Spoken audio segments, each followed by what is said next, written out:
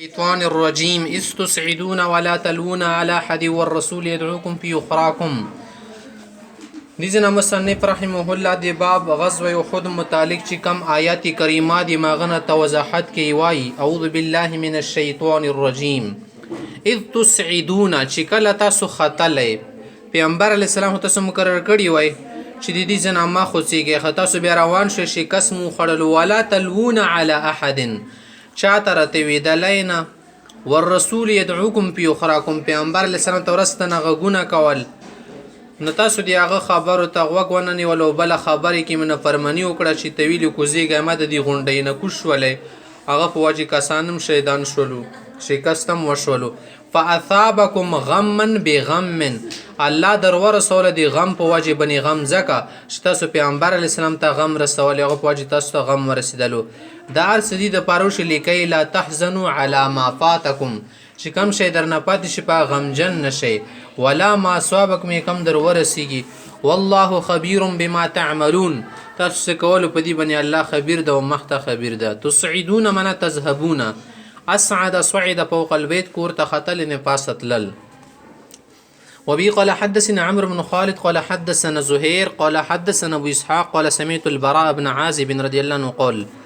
د برا صاحب بیانې حدیث دی چې جعل النبي صلی الله علیه وسلم علی الرجاله یوم احد عبد الله بن جبیر حضرت نبی علیه السلام په دغه کسانو باندې چې کوم کسانو په غونډۍ باندې کینولو چې تاسو دې طرف نه پام ساتئ 50 تیراندازو هغه بن عبد الله بن جبیر صاحب امیر ګرځولی و واقبل منهزمین چې شکست یو خړو فذاک اذ يدعوهم الرسول في اخراهم ما په باری کې رغلی چې پیغمبر علی السلام رستان ربلل باب قوله تعالی چې کله دو خلکو ته شکست شو پکې شهیدان شول پیغمبر علی السلام زخمی شو ډېر تکلیف او د درد و خو ډېر د غم و خو په دې کې داسې وشول چې الله رب العزت دو باندې سکینه نازله کړل نعاس ور باندې راغلو اونګ خو به ولې شو پړمخه خوب شولو تر خوبه شولو چې سره الله پاک سکون ورکوي ثم انزل عليكم من بعد الغم امنه نعاسا بیا الله رب العزت تاسو باندې نازل کو دی غم نه ورستا شکست مو خړو تاسو پکې کسان شهیدان شو اغه نه اله پیغمبر سم پکې زخمی شو نه فرمانی مو کړه پیغمبر سم تم دوکو رسول نه الله رب العزت ورسته دی هر څه ختمول د پاره تاسو باندې نعاس تواری کړلو نعاس منه نیم شان دی خوب امنه د تاسو د پاره سکون او امن بدل مبدل منه ده یغشا طائفه منکم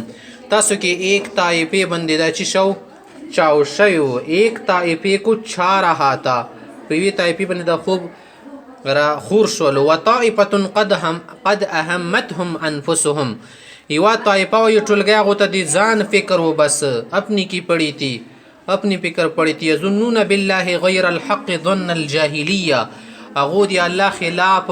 جاهلیت ګمنونه کول غیر الحق د پر ظن الجاهلیه بدل مبدل منه شو یقولون دو بویلو هل لنا من الامر من شيء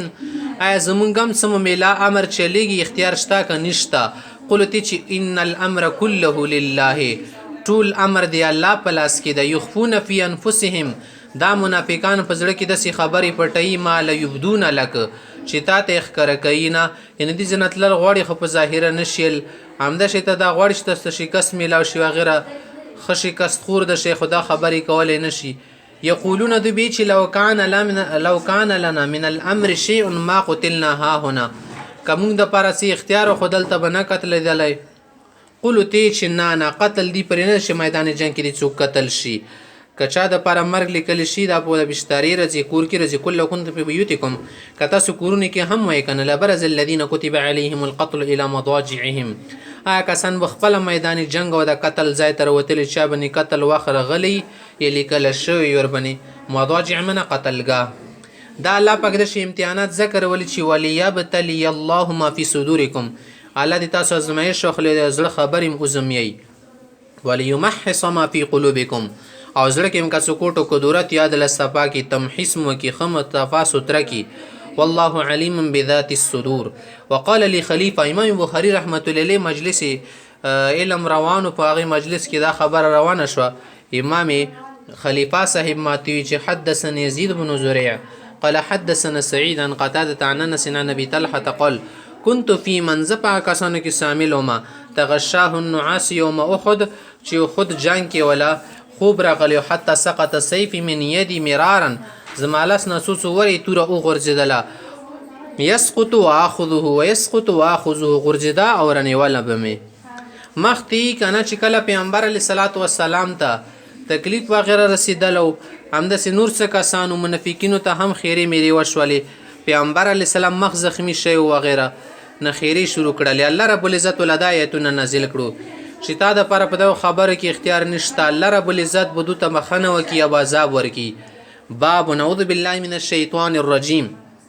ليس لك من الامر شيء انت ته پدې مېلې کې اختیار نشته او يتوب عليهم انا حتى يتوب عليهم چې الله ور باندې توبه وکي او يعذبهم يا الله عذاب ورکي فانهم ظالمون چې دو ظالمان دي منافقين وغيرها قال حميد وثابت عن انس شج النبي صلى الله عليه وسلم يوم احد احد جنگ کې پیغمبر اسلام چې کله مخ مبارک زخمی شو غخونه زخمی شو فقال نه کافر متعلق چې کیف يفلح قوم شجوا نبيهم کوم بڅنګ کامیاب شي چې خپل نبی ویني کړلو فنزل دایت نازل شو چې نه د دیوانه کې او خیره مری ما کولی سلک من الامر شيء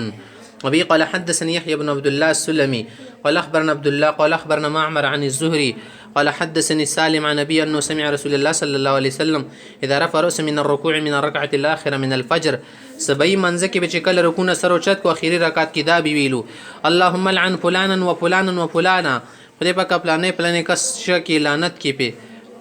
بعد ما يقول سمع الله لمن حمد ربنا ولك الحمد بعد بداويله فانزل الله على دايتنا نزل ليس لك من الامر شيء الا قولي فانهم ظالمون وعن حنزل بن ابي سفيان سمعت سالم بن عبد الله يقول كان رسول الله صلى الله عليه وسلم يدعو على صفوان بن اميه صفوان تبخيريك ولسهيل بن عمر والحارث بن هشام فنزل الدايه نازل شو ليس لك من الامر شيء الا قوله فانهم ظالمون